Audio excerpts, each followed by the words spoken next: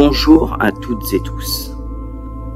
Merci de votre fidélité à la chaîne d'âme réflexion. Quelles sont les preuves admissibles devant une juridiction pénale, notamment une cour d'assises? La question revient régulièrement. Par exemple, le rapport d'expertise en stylométrie pourrait-il amener une juridiction de jugement à prendre une décision sur son fondement?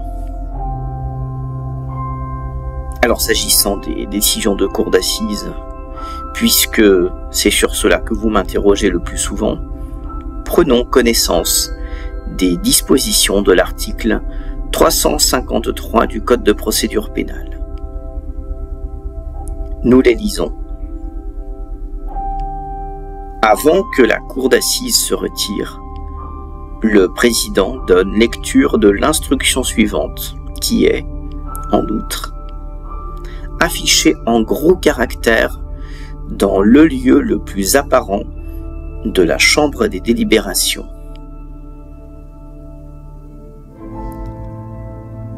Sous réserve de l'exigence de motivation de la décision, la loi ne demande pas compte à chacun des juges et jurés composant la cour d'assises des moyens par lesquels ils se sont convaincus.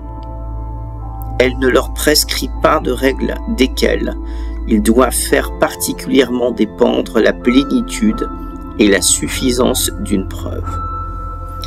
Elle leur prescrit de s'interroger eux-mêmes dans le silence et le recueillement et de chercher dans la sincérité de leur conscience, quelle impression ont faite sur leur raison les preuves rapportées contre l'accusé et les moyens de sa défense.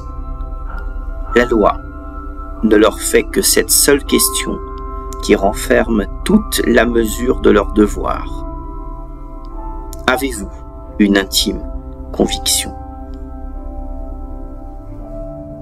Alors vous l'aurez compris, en droit pénal, la preuve est libre et les juridictions statuent selon la règle de l'intime conviction.